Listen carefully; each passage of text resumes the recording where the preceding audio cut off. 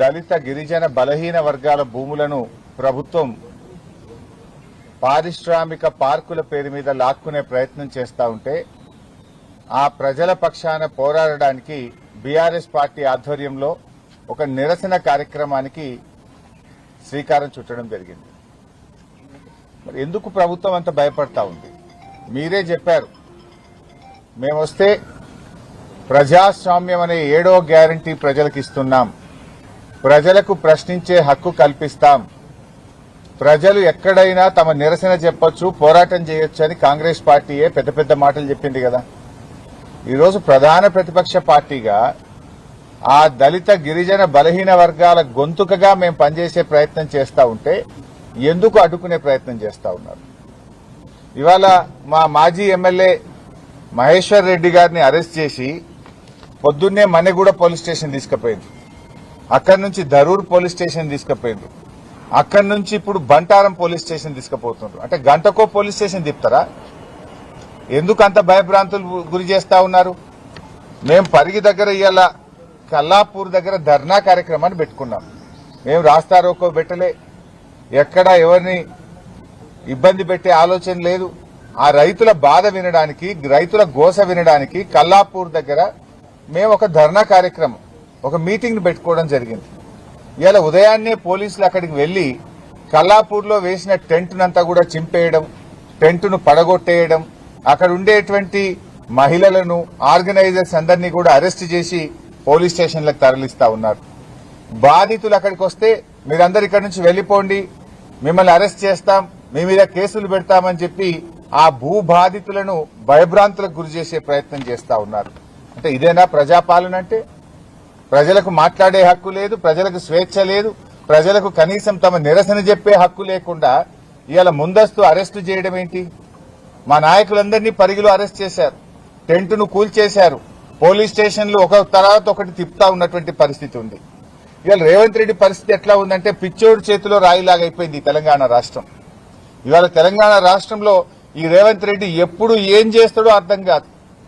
పొద్దున నిద్రలో కలలో ఏదొస్తే ఉదయాన్నే అది చేసే కార్యక్రమం కనబడతా ఉంది. హైడ్రా పేరిట పేదల గుడిసెలు కూల్చే ప్రయత్నం చేసినాడు. ఒకసారి ఇప్పుడు మూసీ పేరిట అపార్ట్మెంట్లు కూల్చే ప్రయత్నం చేస్తా ఉన్నాడు.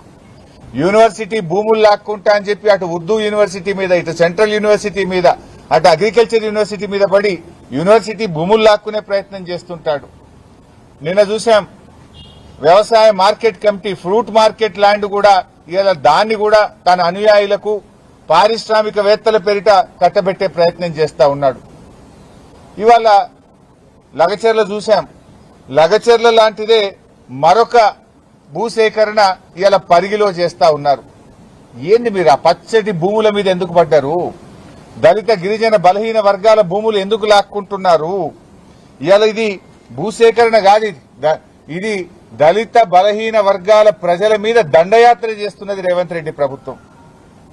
మీరేం చెప్పారు ఆ రోజు? కాంగ్రెస్ అధికారంలోకి వస్తే ఎస్సీ ఎస్టీలకు అసైన్డ్ భూములకు పట్టాలు ఇస్తాము అని చెప్పారు. పట్టాలు ఇవ్వడం మాట దేవుడెరుగు గాని ఉన్న భూములు లాక్కుంటున్నారు. పట్టాలు ఇవ్వలే, కానీ దళిత గిరిజనుల భూములే లక్ష్యంగా పెట్టుకుని టార్గెట్ గా ఎక్కడ ఎస్సీ ఎస్టీ బీసీల అసైన్డ్ భూములుంటే అక్కడ ఇండస్ట్రియల్ నోటిఫికేషన్ ఇస్తా ఉన్నారు. రేవంత్ రెడ్డి వచ్చిన ఈ 2 సంవత్సరాల్లో ఇప్పటికే 10,000 ఎకరాలు ఇండస్ట్రీల పేరిట భూములు లాక్కున్నారు. ఇంకో 40,000 ఎకరాలు లాక్కోవడానికి ప్రణాళికలు సిద్ధం చేసినారు. రంగారెడ్డి, మేడ్చల్, సంగారెడ్డి, వికారాబాద్, భువనగిరి, ఈ చుట్టుపక్కల హైదరాబాద్ చుట్టూ ఎక్కడ ఎస్సీ ఎస్టీ బీసీల అసైన్డ్ భూములుంటే అక్కడ ఇండస్ట్రియల్ పార్కులు అని చెప్పి నోటిఫికేషన్లు ఇచ్చుడు, భయభ్రాంతులకు గురి చేసుడు, ఇవాళ భూములు లాక్కునే ప్రయత్నం చేస్తున్నారు. మీ మేనిఫెస్టోలో చెప్పింది ఏంది? వాళ్ళకు పట్టాలు ఇస్తాం, వాళ్లకు అమ్ముకునే హక్కులు కల్పిస్తాం, ఒకవేళ ఎక్వైర్ చేస్తే పట్టా భూమితో సమానమైన ధర చెల్లిస్తామన్నారు.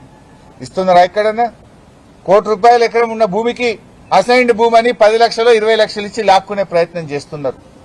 ఎందుకు ఈ దళితుల మీద, గిరిజనుల మీద, బలహీన వర్గాల భూముల మీద దండయాత్ర చేస్తున్నారు అని మేము అడగడానికి వెళ్తా ఉన్నాం. మమ్మల్ని ఎందుకు ఆపే ప్రయత్నం చేస్తున్నారు? అది ముఖ్యమంత్రి గారి జిల్లా వికారాబాద్ జిల్లా, స్పీకర్ గారి జిల్లా. ముఖ్యమంత్రి స్పీకర్ గారు ఉంటే మీరు రక్షకులుగా ఉంటారా, భక్షకులుగా మారతారా?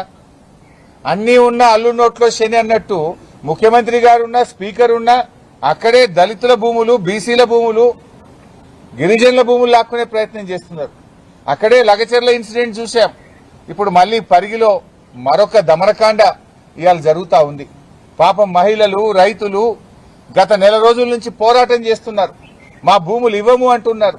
ఆ భూములను తాతలు తండ్రుల నుంచి సాగు చేసుకొని ఆ భూమి మాకు జీవనాధారం, ఆ భూమితో మాకు పేగుబంధం ఉన్నది, మా భూమి మాకు కావాలి అంటే ఎందుకు నీ అనుయాయులకో నీ కుటుంబ సభ్యులకో ఆ భూములు కట్టబెట్టడానికి గా భూములే దొరికినాయా నీకు? ఆ పేదలేంటే ఎందుకు పడతా ఉన్నావని నేను అడుగుతా ఉన్నా. ఇవాళ మీరు చేస్తున్నటువంటిది కేవలం ఆ ఎస్సీ ఎస్టీల నోట్లో మట్టిగొట్టే ప్రయత్నం చేస్తున్నారు. మీరు మా నాయకులను ముందస్తు అరెస్టు చేసినా, మమ్మల్ని అడ్డుకునే ప్రయత్నం చేసినా మా పోరాటం ఆగదు. మేము తప్పకుండా వెళ్తాం, అక్కడికి వెళ్లి తీర్థం, ఆ రైతులకు గొంతుకగా మారుతాం. మీరిచ్చిన హామీ అమలు చేయండి, మేమేం అడుగుతలేం. మీరే చెప్పిండ్రు ఎస్సీ ఎస్టీలకు పట్టాలు ఇస్తామని. ఇస్తారా ఇయ్యరా? ఎస్సీ ఎస్టీలకు పట్టా భూములతో సమానమైన నష్టపరిహారం ఇస్తామన్నారు. ఇచ్చిన మాట నిలబెట్టుకుంటారా, నిలబెట్టుకోరా? అంటే అధికారంలో వచ్చేదాకా ఒక మాట, అధికారంలో వచ్చిన తర్వాత ఇంకో మాటనా? ఓడ దాటేదాకా ఓడమల్లప్ప, ఓడ దాటినాక బోడమల్లప్ప కథనా ఈ కాంగ్రెస్ కథ? అందువల్ల ఇవాళ రేవంత్ రెడ్డి ఎట్లయిపోయిందంటే సూర్యుడి చుట్టూ భూమి తిరుగుతుంది అన్నట్టు రేవంత్ రెడ్డి ఆలోచనలన్నీ భూమి చుట్టే తిరుగుతున్నాయి. యూనివర్సిటీ భూములు వదలవు, హిల్ టీపీ పేరిట ఇండస్ట్రీ భూములను వదలవు, నాదర్గుల్ భూముల కథ చూశాం, కోహెడ మార్కెట్ యార్డ్ భూముల కథ చూశాం, లగచెర్ల భూముల కథ చూశాం, యూనివర్సిటీ సెంట్రల్ యూనివర్సిటీ భూముల కథ చూశాం. ఇవాళ చూస్తే పరిగిలో మళ్ళా భూములు లాక్కోవడం. భూములు తప్ప నీకు ఇంకోటి పట్టదా? నువ్వు పాలన చేయవయా అంటే భూములు లాక్కోవడం ఏంది? ముఖ్యమంత్రి ఇందిరమ్మ రాజ్యం అంటూ నాటి ఇందిరమ్మ భూములు ఇచ్చింది, నేటి ఇందిరమ్మ పాలనలో భూములు లాక్కుంటున్నారు. ఎస్సీ ఎస్టీలు, మైనార్టీలు, బీసీల భూములు లాక్కోవడానికే నీకు అధికారం ఇచ్చిందా? నువ్వు ఎందుకు ఎక్కడ అసైన్డ్ భూమి ఉంటే అక్కడ గద్దల్లాగా ఎందుకు బారుతున్నారు? ఇప్పుడు నిన్న మేము కోహెడకు పోయినాం. తుమ్మల నాగేశ్వరరావు గారు ఏం చెప్పిండ్రు? మేం చెప్పిందే చెప్పింది కదా.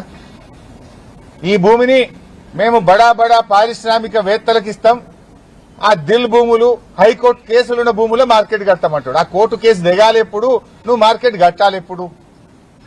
మేము చెప్పింది అన్నే ఇలా తుమ్మల నాగేశ్వరరావు గారు కూడా నిజమని ఒప్పుకున్నారు. ఆయనకు ధన్యవాదాలు కూడా చెప్తున్నా నేను. మేము అదే కదా అన్నది. ఆ పారిశ్రామిక ఇప్పుడు ఏమన్నాడు, ఈ మార్కెట్ వేరు, ఆ మార్కెట్ వేరు. ఏదైతే మార్కెటింగ్ శాఖ 10 కోట్ల రూపాయలు వెచ్చించి కోహెడలో 200 ఎకరాల భూసేకరణ చేసి అక్కడ ఫౌండేషన్ స్టోన్ కూడా మా నిరంజన్ రెడ్డి గారు మంత్రి గారు వేశారు. ఆనాటి కేసీఆర్ గారి ఆలోచనలతో ఫౌండేషన్ వేసినాం, 350 కోట్ల నిధులు కూడా సమకూర్చి పెట్టినాం. మీరేమంటున్నారు? రెడీగా ఉన్న భూమినేమో పారిశ్రామికవేత్తలకు టీజీఐసీ పేరు మీద కట్టబెడతాం, ఈ భూమి వేరే వాళ్ళకి ఇస్తాం, పక్కన పంచాయతీలో లిటిగేషన్ లో ఉన్నటువంటి దిల్ భూములు మార్కెట్ యార్డ్కి ఇస్తామంటారు. ఇప్పటికీ 11 ఏళ్ల ఆ పంచాయతీ 2015లో కేసు పడ్డది. ఇప్పుడు 2026, 11 సంవత్సరాలైనా హైకోర్టులో కేసు దిగలే. అది ఎప్పుడు దిగుతుందో తెలియదు.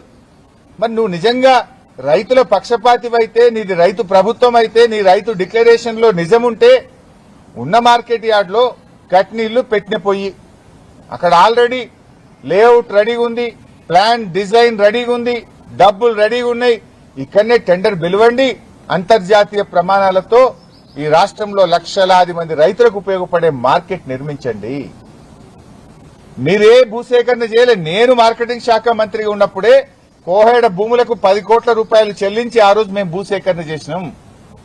కేసీఆర్ గారి ఆలోచనతో నిరంజన్ రెడ్డి గారు వెళ్లి ఫౌండేషన్ వేసిండ్రు. దాన్ని కొనసాగించమంటే ఈ భూములు టీజీఐసీకి ఇచ్చి దాని నుంచి పారిశ్రామికవేత్తలకు ఇస్తాం, ఇది వేరే మార్కెట్. అసలు మార్కెట్ యార్డు రాష్ట్ర ప్రభుత్వం నడిపే మార్కెట్ నేమో పంచాయతీలో పెడుతున్నారు. అదే కావాలంటే పారిశ్రామికవేత్తలకు ఇవ్వండి, ఇక్కడ మార్కెట్ కట్టండి. ఇప్పటికైనా ఈ చిల్లర కార్యక్రమాలు మానండి, భూముల వెంట పడకండి, పేదల భూములు లాక్కోకండి. ఇవాళ 22A పెట్టిన భూములన్నీ నిషేధిత జాబితాలో పెట్టి భూ దోపిడీ ఈ రాష్ట్రంలో జరుగుతా ఉంది. నిషేధిత జాబితాను రివ్యూ చేసి తక్షణమే ఎత్తివేయాలని చెప్పి కూడా డిమాండ్ చేస్తున్నాం. ఇవాళ ముఖ్యంగా మేము పరిగి వెళ్తున్నది ఆ ఎస్సీ ఎస్టీ బీసీల మంచి భూములు, పంట బండే భూములు, బంగారం లాంటి భూముల్లో ఇచ్చిన ఇండస్ట్రియల్ నోటిఫికేషన్ ను ఉపసంహరించుకోవాలని, ఆ భూములు తిరిగి రైతులకు ఇవ్వాలని ప్రభుత్వాన్ని డిమాండ్ చేస్తున్నాం. మీరు తిరిగి ఇచ్చేదాకా ఆ రైతులకు న్యాయం జరిగేదాకా బీఆర్ఎస్ పార్టీ రైతుల పక్షపాతిగా రైతుల వెంట నిలబడుతుంది. వాళ్ళు అరెస్ట్ చేసినా మేము వెళ్లాలని నిర్ణయించుకున్నాం, తప్పకుండా వెళ్తాం.